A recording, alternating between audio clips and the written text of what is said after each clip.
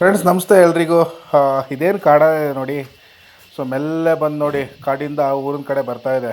ಎಷ್ಟು ಸೂಕ್ಷ್ಮವಾಗಿ ಬರ್ತಾ ಇದೆ ಅಂದರೆ ಅಕ್ಕಪಕ್ಕದಲ್ಲಿ ಯಾರು ನಾನು ನೋಡ್ತಾನೆ ಇಲ್ಲ, ಯಾರು ನನ್ನ ಗಮನಿಸ್ತಾನೇ ಇಲ್ಲ ಅಂದ್ಕೊಂಡು ನೋಡಿ, ಎಷ್ಟು ಆರಾಮಾಗಿ ಮೆಲ್ಲೆ ಬರ್ತಾ ಇದೆ ನೋಡಿ.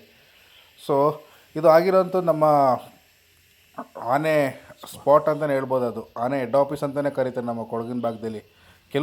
ಕೆಲವು ಪ್ರದೇಶದಲ್ಲಿ ನಾವೇ ಹೆಸರಿಟ್ಕೊಂಡಿದ್ದೀವಿ, ಆನೆ ಹೆಡ್ ಆಫೀಸ್ ಯಾವ್ಯಾವುದು ಏನೇನು ಇತ್ತು ಅಂತೇಳಿ.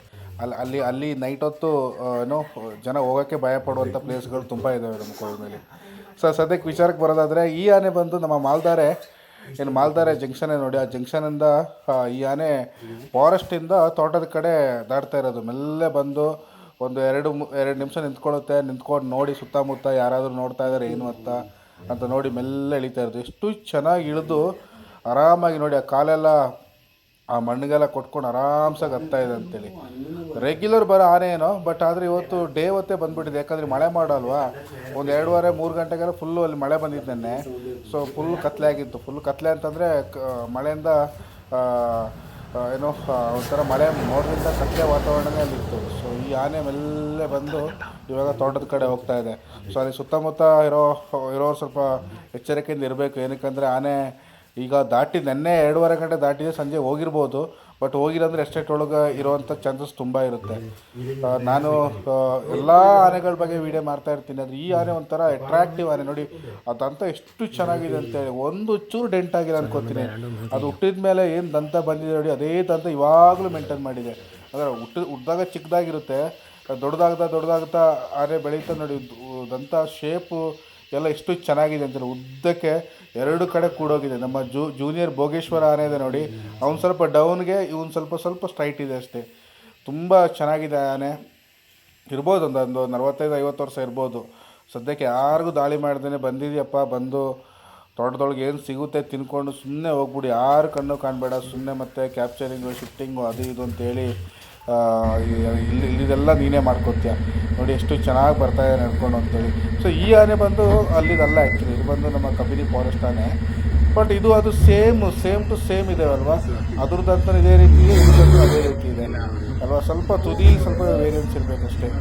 ತುಂಬ ಖುಷಿಯಾಯಿತು. ನಮ್ಮ ಕೊಡಗಿನ ಭಾಗದಲ್ಲಿ ಇತ್ತೀಚೆಗೆ ವಿಚಿತ್ರ ದಂತದ ಆನೆಗಳೇ ಬರ್ತಾ ಇರೋವಂಥದ್ದು. ನಮ್ಮ ತಿತ್ಮತಿ ಫಾರೆಸ್ಟಲ್ಲಿ ನೆನ್ನೆ ಮಧ್ಯಾಹ್ನ ಇನ್ನೊಂದು ಆನೆ, ಅಂದರೆ ಶುಕ್ರವಾರ ಮಧ್ಯಾಹ್ನ ಇನ್ನೊಂದು ಆನೆ ರೋಡ್ ಸೈಡೆಲ್ಲ ನೋಡಿ ಎಷ್ಟು ಚೆನ್ನಾಗಿತ್ತು ಅಂತ. ಅದಂತರ ವಿಚಿತ್ರವಾಗಿದೆ ಅಲ್ವಾ. ಖುಷಿಯಾಗುತ್ತೆ ನಮ್ಮ ಆನೆಗಳನ್ನ ನೋಡ್ತಾ ಇರಬೇಕಾದ್ರೆ.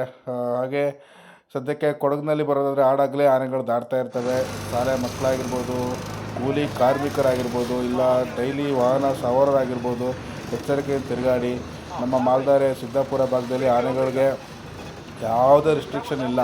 ನೀವು ಎಷ್ಟೇ ರಿಸ್ಟ್ರಿಕ್ಷನ್ ಮಾಡಿದರೂ ಕೂಡ ಆನೆಗಳು ಬರ್ತಾನೆ ಇರ್ತವೆ. ಯಾಕಂದರೆ ಎಸ್ಟೇಟ್ಗಳಲ್ಲಿ ಹಾಗೆ ಕಾಡಲ್ಲಿ ಎರಡೇ ಡಿಫ್ರೆನ್ಸ್. ಕಾಡಲ್ಲಿ ಕಾಡು ಸೊಪ್ಪುಗಳು, ಕಾಡು ಮರಗಳಿರುತ್ತೆ.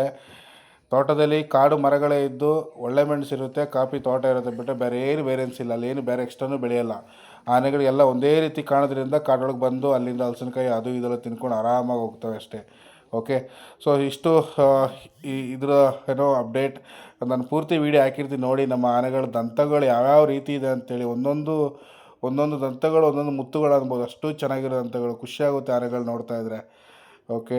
ಹಾಗಾಗಿ ಇದೆಲ್ಲ ಬಂಡೀಪುರ ಕಡೆ ಬಂದಿರೋಂಥ ಆನೆಗಳೇನಲ್ಲ. ಇದೆಲ್ಲ ಅಲ್ಲೇ ಹುಟ್ಟಿ ಅಲ್ಲೇ ಬೆಳೆದಿರುವಂಥ ಆನೆಗಳು. ಇಲ್ಲಿ ನಮ್ಮ ಕೊಡಗಿನಲ್ಲೇ ಹುಟ್ಟಿ ಕೊಡಗಿನಲ್ಲೇ ಬೆಳೆದಿರೋಂಥ ಆನೆಗಳು. ಯಾವುದು ಕೂಡ ಬೇರೆ ಕಡೆ ಬಂದಿರೋಂಥ ಆನೆಗಳಲ್ಲ.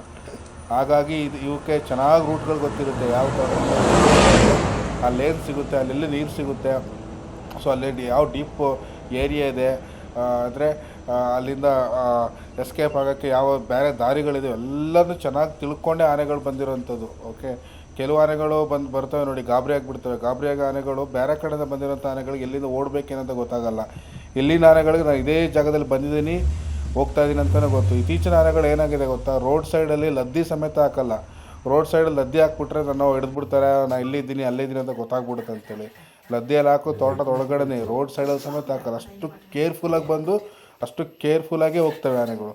ಅದಕ್ಕೆ ಹೇಳೋದಲ್ವ, ಆನೆಗಳು ತುಂಬ ಸೂಕ್ಷ್ಮ ಜೀವಿಗಳು, ಬುದ್ಧಿವಂತ ಜೀವಿಗಳು ಅಂತೇಳಿ.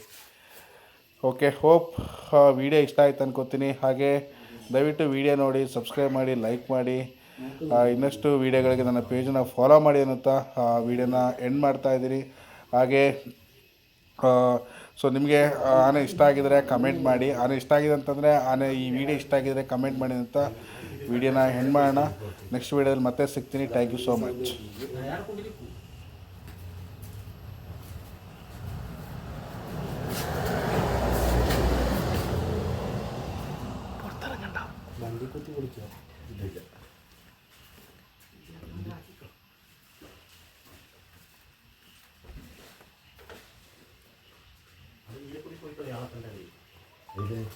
നേരെ പോയി കളയും റോഡ് കൂടിയുള്ള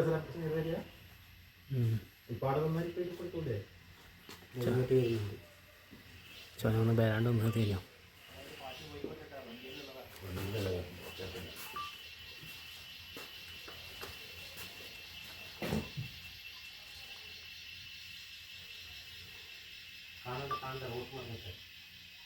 എന്നിട്ട് വരുന്നുണ്ട് അവസാനം.